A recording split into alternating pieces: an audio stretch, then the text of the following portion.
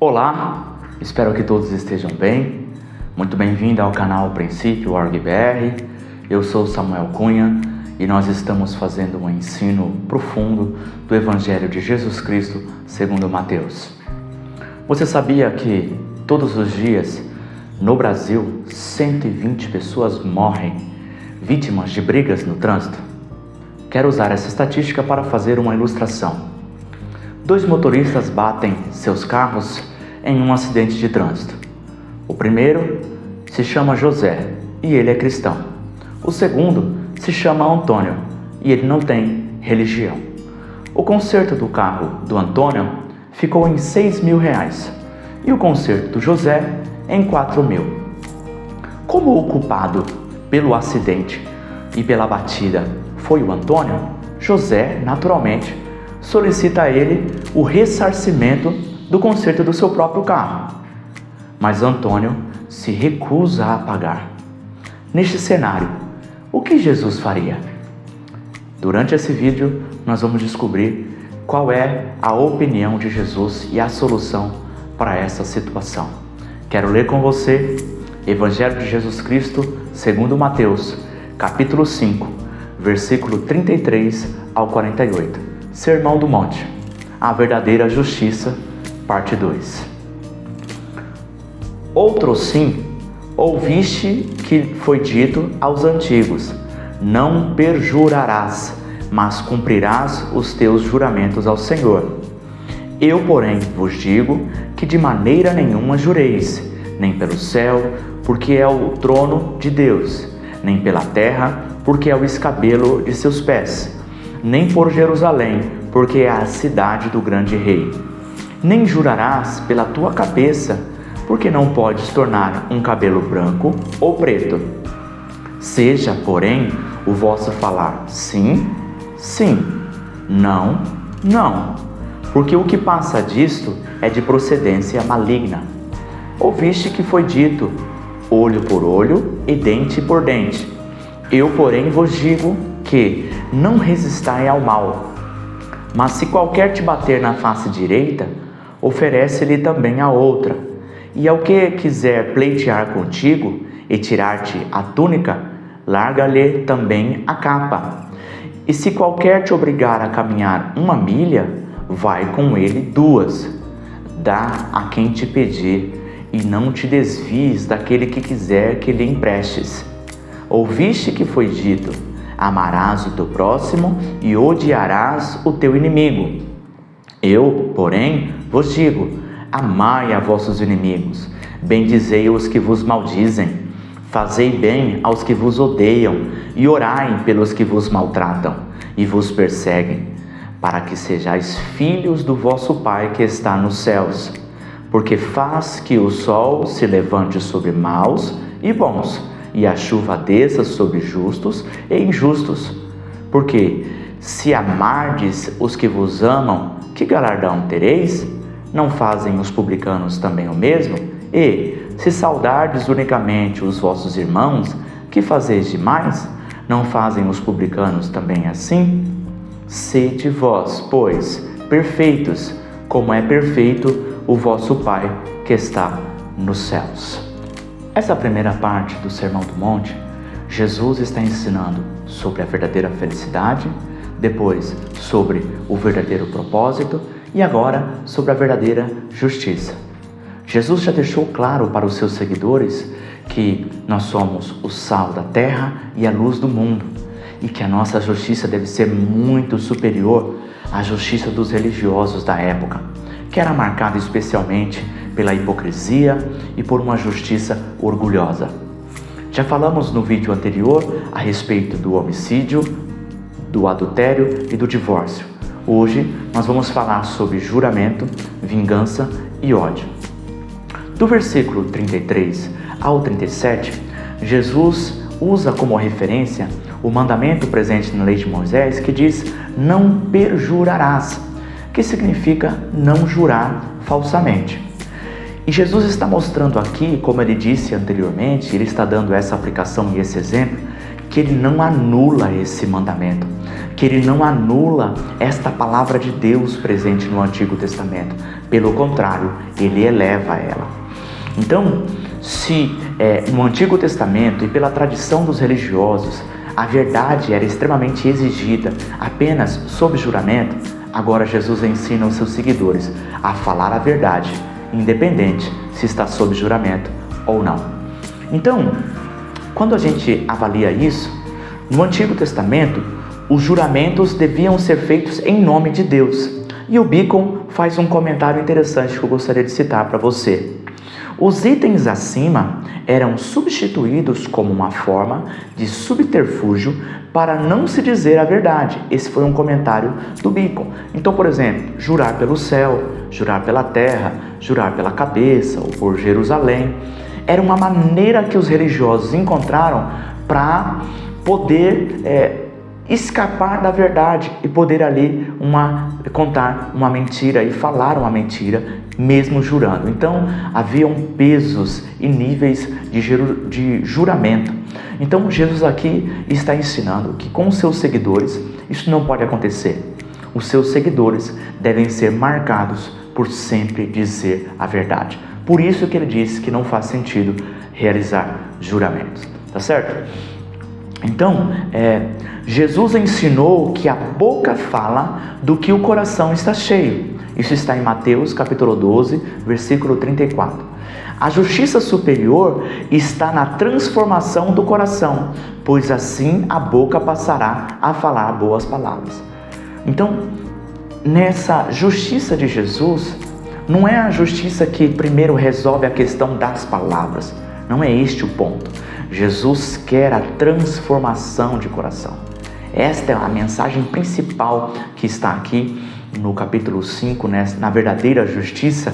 Jesus está dizendo que a nossa justiça tem que ser de coração, e em todos os itens nós estamos tentando mencionar isso nos ensinos. Então, quando você transforma o seu coração, a raiz, a fonte, automaticamente as suas palavras serão boas. Vamos pegar aqui, por exemplo, ele disse a expressão sim, sim, não, não. O que significa isso? Sim, sim, não, não. Significa seja o seu sim, sim, e seja o seu não, não. O que passar disso é de procedência maligna. Então, a nossa boca, ela tem que expressar o que está no nosso coração, o que está no nosso interior.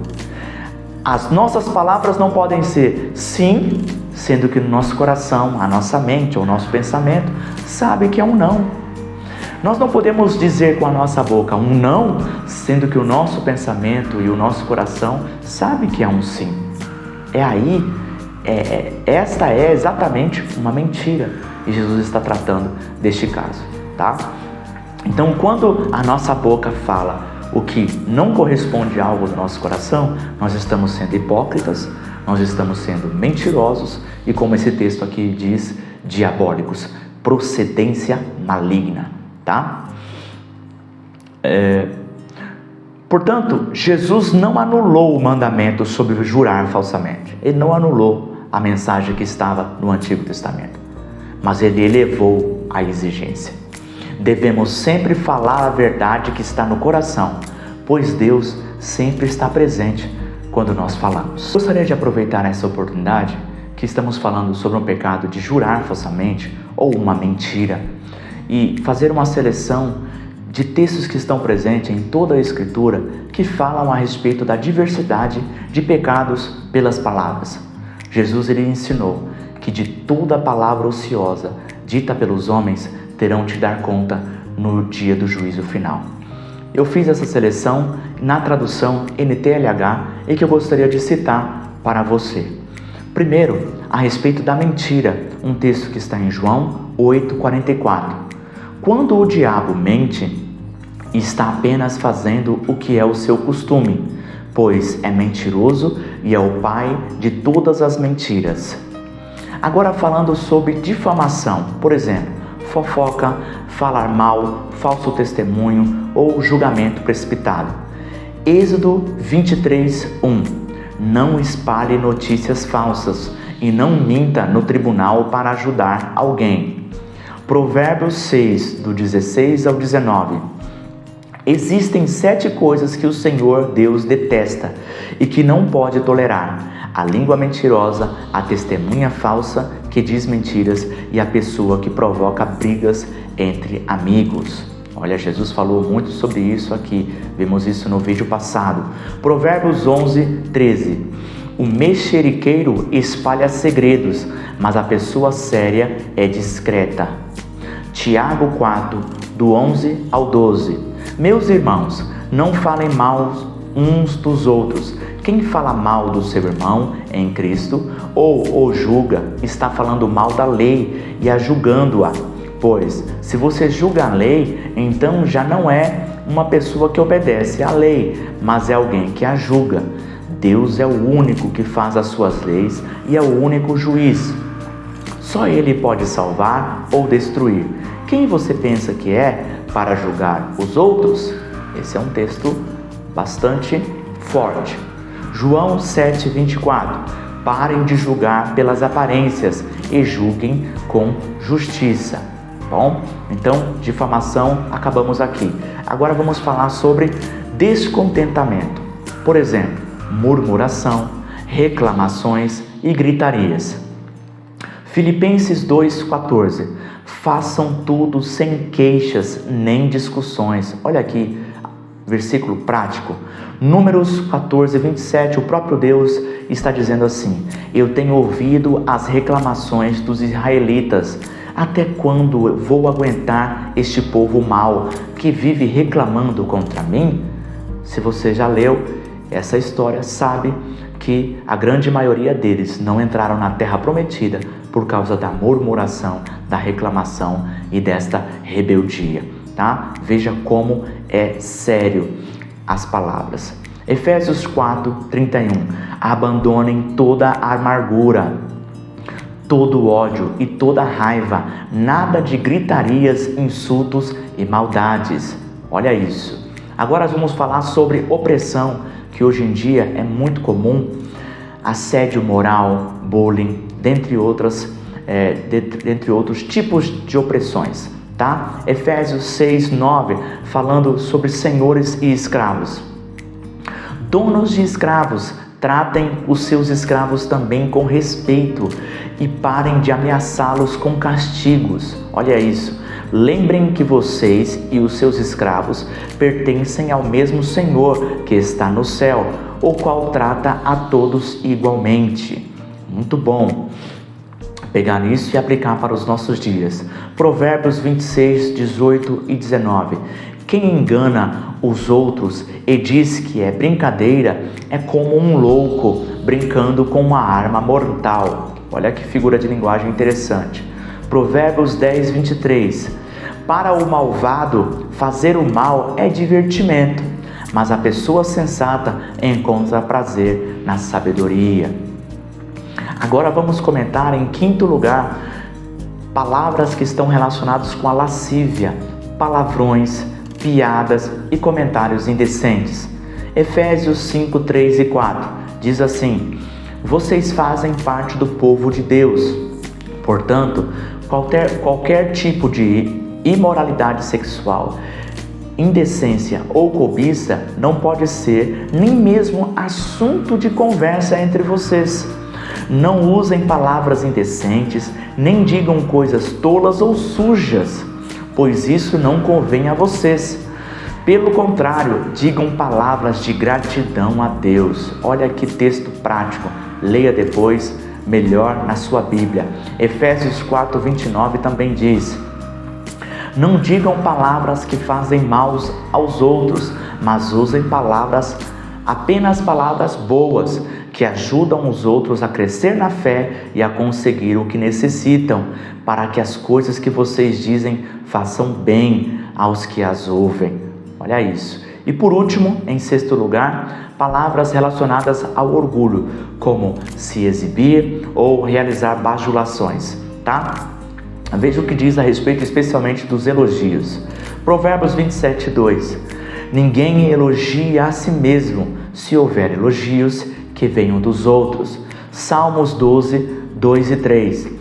Todos dizem mentiras uns aos outros, um engana o outro com bajulações. Ó Senhor, faze com que esses bajuladores se calem. Fecha a boca dessa gente convencida. Tá na NTLH. Leia depois na tradução da sua preferência, tá? Agora, em especial, Provérbios 29, 5, eu coloquei na tradução ARA, que eu achei mais adequada para mostrar essa verdade. O homem que lisonjeia o seu próximo, arma-lhe uma rede aos passos. Olha esse texto falando a respeito de uma pessoa elogiar a outra, lisonjear a outra. É como se eu estivesse armando uma armadilha para ele. Muito interessante esse texto. Provérbios 28, 23. Corrija uma pessoa e no futuro ela apreciará isso mais do que se você tivesse elogiado. Portanto, meus irmãos, as palavras que saem da nossa boca, elas vão apenas mostrar e trazer em evidência para fora, para o exterior, aquilo que está lá dentro. Jesus está ensinando os seus seguidores que nós devemos tratar em primeiro lugar a raiz do problema, que é o nosso coração, porque do coração procedem os males que contaminam todo o homem. Então, nós temos que permitir sermos transformados aqui pela habitação do Espírito Santo, pela oração e pela palavra de Deus. Eu gostaria de comentar agora do versículo 38 ao 42, onde Jesus trata da vingança. O princípio por trás da lei de Moisés dizia olho por olho, dente por dente. Este conceito não tinha como propósito incentivar a vingança, mas ele estava estabelecido para impedir punições maiores do que o crime que a pessoa havia cometido. A lei de Jesus para os seus seguidores é muito mais elevada. Ela diz: nunca se vingue, mas pague o mal com o bem. É importante eu e você entendermos que isso só é possível eu e você obedecermos esse tipo de mandamento por meio da habitação do Espírito Santo, que causa transformação em nosso coração. Como a Bíblia diz, o amor de Deus é derramado em nossos corações pelo Espírito Santo que nos tem dado. Isso é graça, não é mérito meu e nem seu. Mas sim, é possível eu e você fazermos isso, e isso é vantajoso e faz bem para mim e para você. Então, nós vamos conseguir não se vingar das pessoas e, além disso, pagar o mal com o bem, com a combinação de duas virtudes, de dois princípios, do perdão e da bondade. Perdão para quando vier uma injustiça sobre nós, nós estarmos dispostos a perdoar aquela pessoa por essa injustiça, um perdão de coração, e também a bondade para conseguir pagar o mal com o bem. Mas é importante eu e você compreendermos melhor isso, que esses textos não são exatamente literais. Nós precisamos extrair os princípios por trás de cada um desses ensinamentos do Senhor Jesus. Por exemplo, Jesus ensina por figuras de linguagem e devemos extrair o princípio da mensagem. O próprio Jesus, quando esbofeteado, não ofereceu a outra face de uma forma literal, mas se defendeu por palavras. Leia isso em João 18, 22 e 23. Então, nesse episódio, em João 18, Jesus recebe um tapa, ele é ferido em uma face. E ele, nesse episódio, ele literalmente não diz, bate também na outra. Não é isso que ele fez.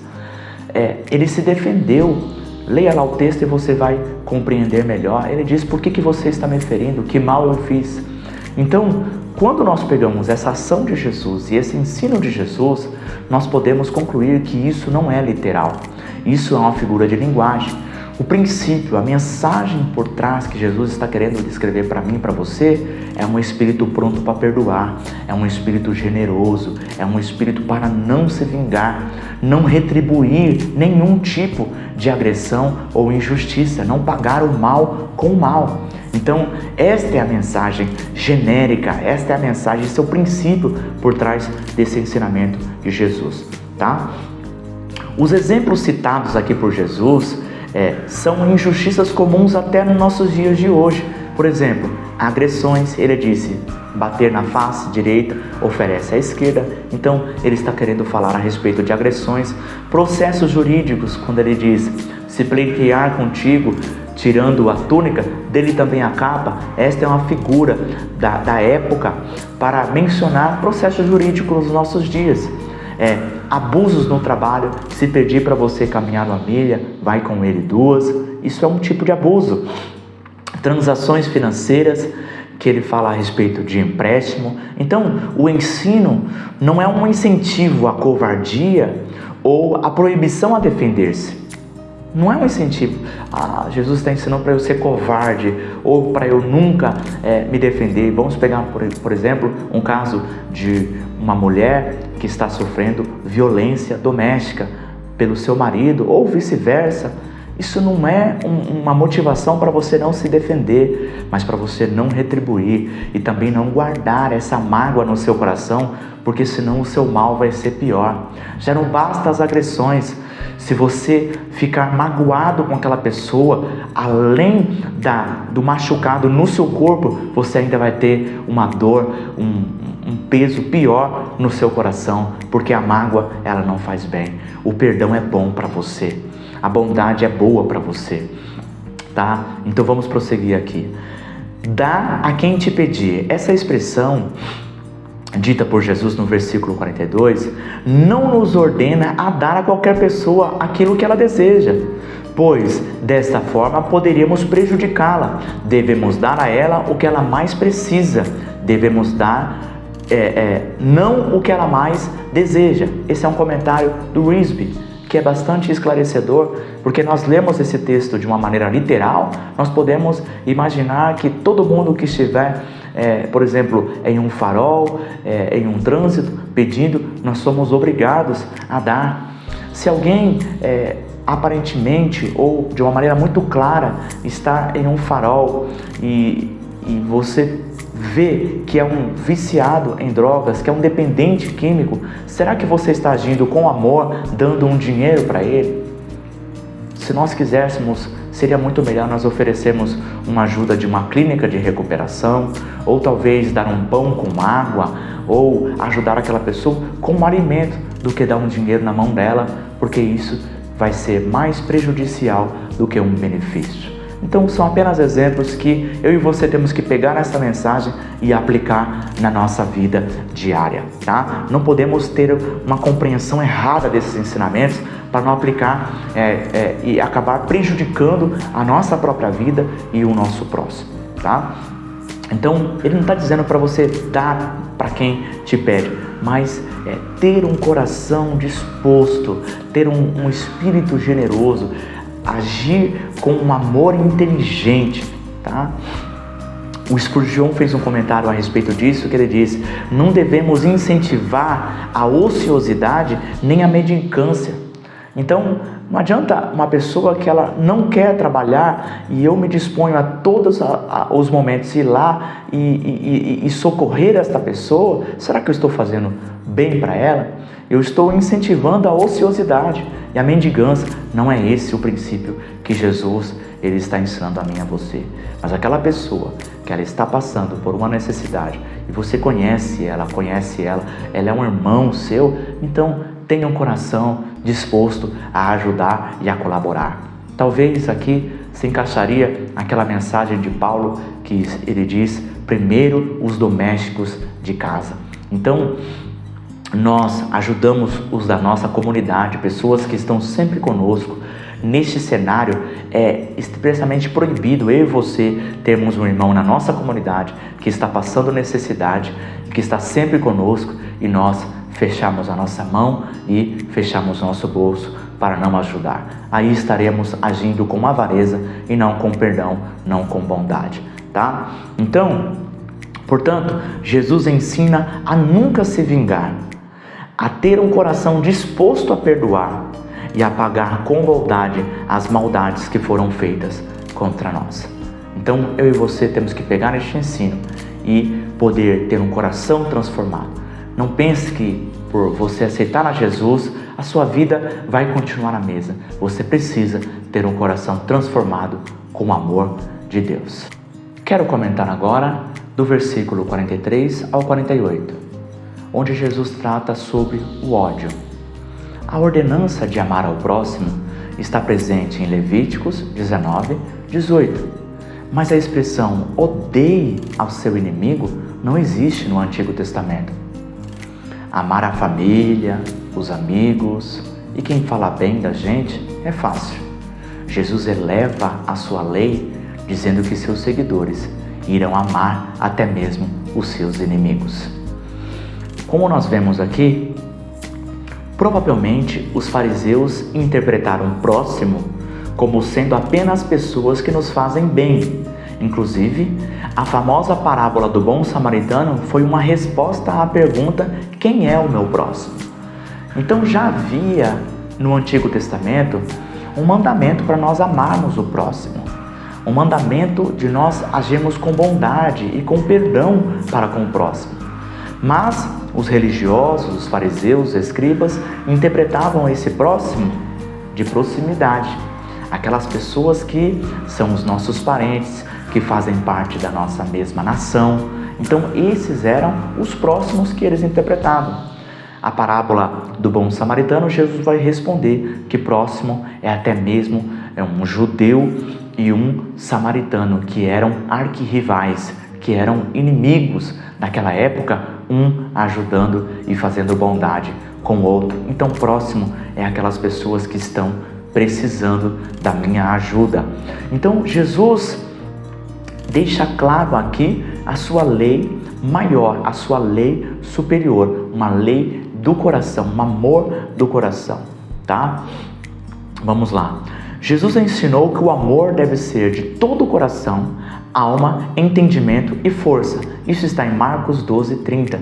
Então, quando Jesus ensina sobre o amor a Deus e ao próximo, dizendo que esses dois são os maiores mandamentos da lei e dos profetas, ele está dizendo que tem que ser de coração, de alma, de entendimento e de força, com todo o nosso ser. Então, novamente, Jesus dá uma ênfase, ele evidencia aqui, ele enfatiza que o amor, a lei dele tem que ser de coração e não apenas do exterior. É como se eu estivesse fazendo uma bondade para uma pessoa com interesse? Não. O amor de coração verdadeiro, o amor ensinado, o ágape por Jesus, é um amor desinteressado. Então, não basta apenas eu fazer uma bondade querendo algo em troca, fazer uma bondade para receber um elogio ou para receber uma recompensa humana depois. Não, esse não é o amor ensinado por Jesus. O amor ensinado por Jesus é um amor de coração desinteressado, com altruísmo, tá? Assim como os filhos se parecem com os pais, e Jesus utiliza essa figura de linguagem, essa ilustração aqui, assim como os filhos se parecem com os pais, o amor nos faz parecidos com o nosso Pai, que está sempre fazendo coisas boas para pessoas más. Então Jesus ele usa o exemplo do Pai do céu, Deus, dizendo: Deus faz o sol nascer para bons e para maus, a chuva descer para justos e injustos. Então, façam como Ele, imitem a Ele.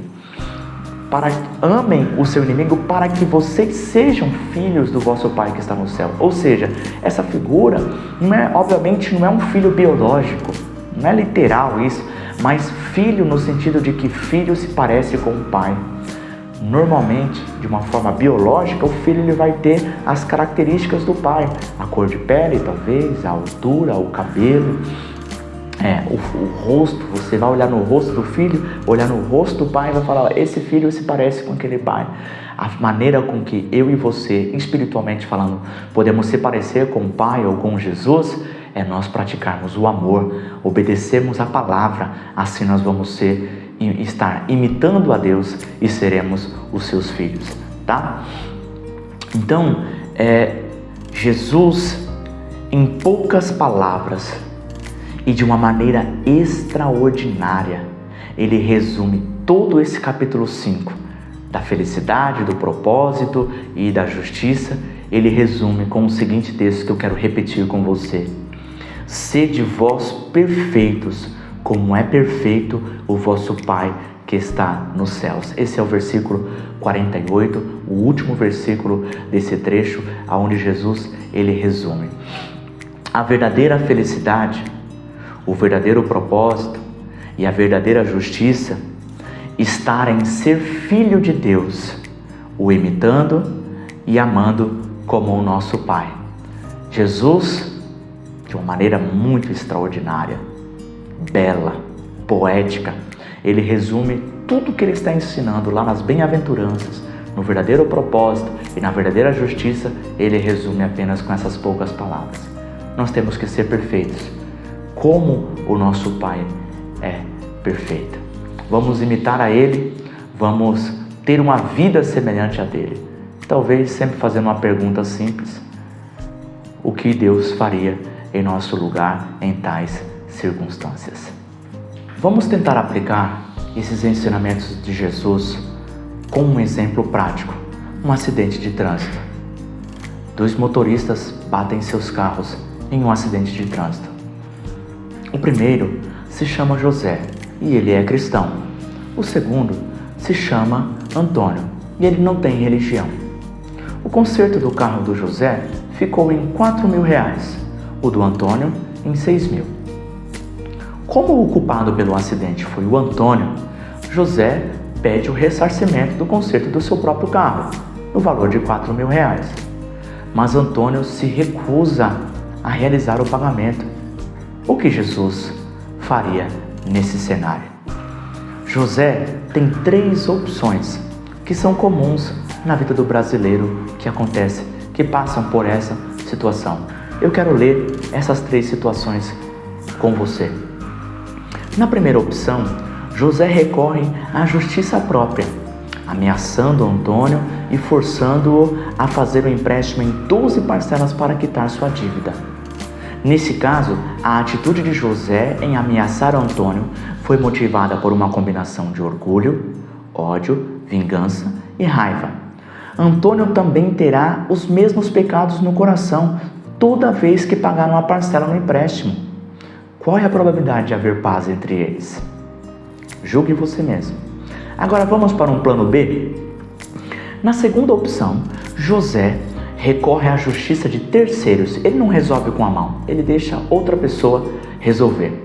Ele abre um processo jurídico contra Antônio e, após 24 meses, o juiz decide a favor de José. Nesse caso, a atitude de José em processar Antônio também foi motivada por orgulho, ódio, vingança e raiva. Além disso, durante o processo, José experimenta ansiedade e avareza, pois o advogado deu uma esperança de uma indenização. Então, por essa indenização vem ansiedade e avareza.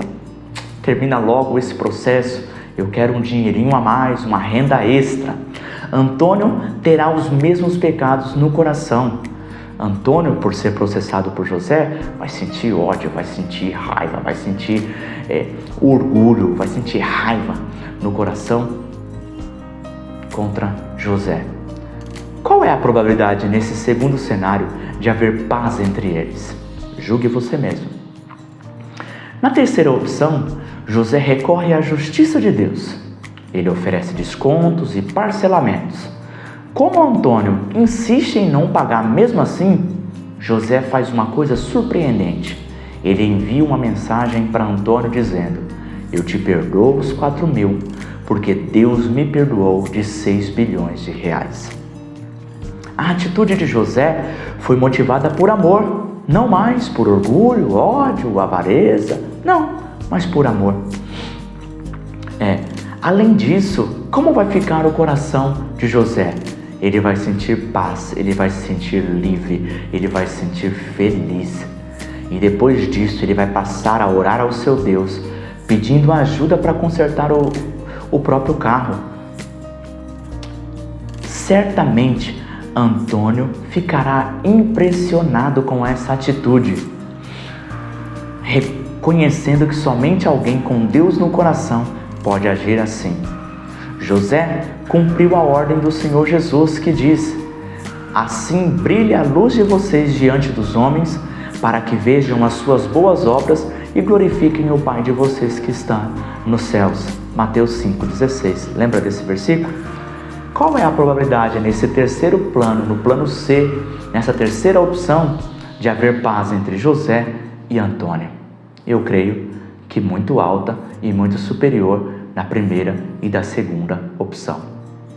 Agora, me permita ainda colocar mais um adendo espiritual nessa história. Jesus vai além de não vingar. O amor o leva a fazer o bem para o mal. Jesus ensinou que devemos orar por aqueles que nos tenham feito mal. E em obediência a isso, José ora por Antônio. E, enquanto está dormindo, tem um sonho, onde Antônio, sua esposa e seus 2 filhos estão em uma mesa com pratos vazios. Pela manhã, José pergunta para Antônio: como vai a sua vida?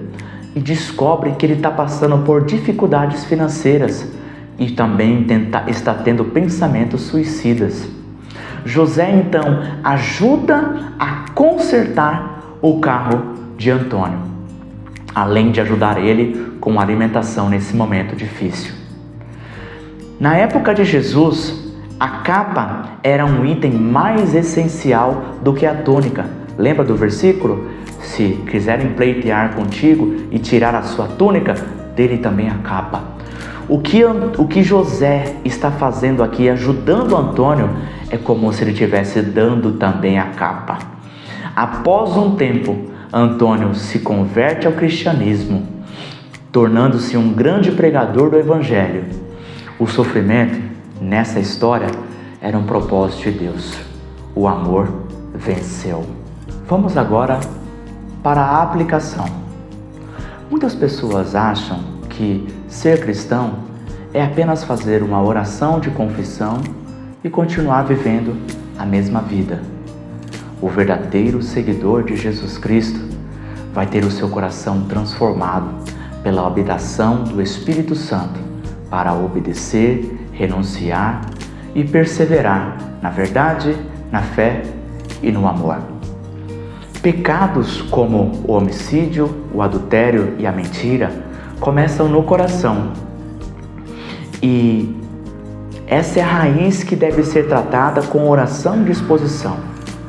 Portanto, crie o hábito de examinar suas intenções. Você precisa criar o hábito de examinar o porquê você está fazendo algo. Por que estou falando essa palavra? Por que estou tendo esse pensamento? Por que estou tomando essa atitude? É muito importante para você identificar o orgulho, o ódio, mágoa e assim se conhecer melhor. Examine também as palavras que você fala. Por exemplo, mentira, falar mal do próximo, reclamações e comentários indecentes. Isso é muito importante, porque a boca, ela vai sempre expressar aquilo que está cheio no nosso coração. Então você precisa criar o hábito de examinar o seu coração, mas também as suas palavras e as suas ações. Suas palavras mostram o que está no seu coração. Saiba que você dará conta de cada palavra ociosa que falar. Quem disse isso foi Jesus. Então, tome cuidado e domine a sua língua. E se isso for difícil para você, saiba que você não tem que tratar a língua ou a boca, mas sim o coração, porque é de lá que procede todo o mal que contamina o homem, tá? Nas injustiças, pequenas ou grandes da sua vida, preste bem atenção nisso, defenda-se e não seja covarde, mas esteja disposto a perdoar, orar e retribuir com bondade o seu ofensor. Por exemplo, agressões, processos jurídicos, abusos no trabalho e transações financeiras. Então, nessas injustiças, seja pequena, apenas uma ofensa, um xingamento no trânsito, o cenário e a solução, ela é a mesma.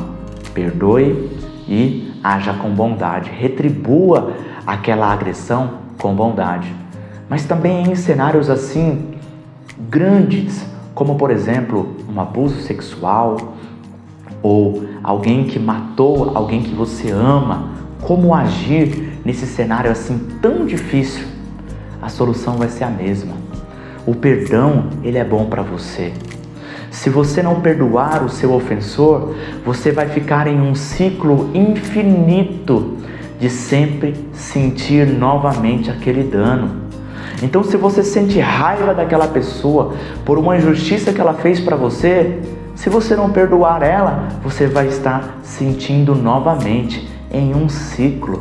E a Bíblia vai dizer que você vai estar prendendo aquele ofensor e também você mesmo se lançando em uma prisão. Por isso, se liberte. Liberte o perdão.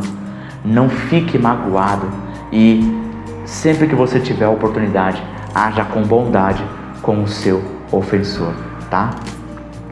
Pergunte a si mesmo, por que você quer processar essa pessoa, se você estiver passando por isso? Orgulho, dinheiro, avareza, por mágoa, você quer alguma vantagem ou, quem sabe, por amor? Acredito que é raro os casos que alguém processa alguém motivado por amor. Examine o seu próprio coração e seja sincero nas respostas e ore a Deus a respeito disso. Porque você está querendo processar essa pessoa, essa empresa ou essa instituição? Veja se você não está sendo motivado por orgulho, por uma vingança, por uma mágoa, por dinheiro, por avareza, por ganância e assim sucessivamente. Se for por amor, vá em frente e processe. Evite que outras pessoas sofram o mesmo dano que você sofreu.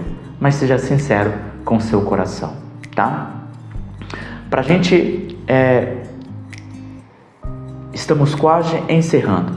Faça uma lista de inimigos. Faça uma lista, olha que aplicação prática.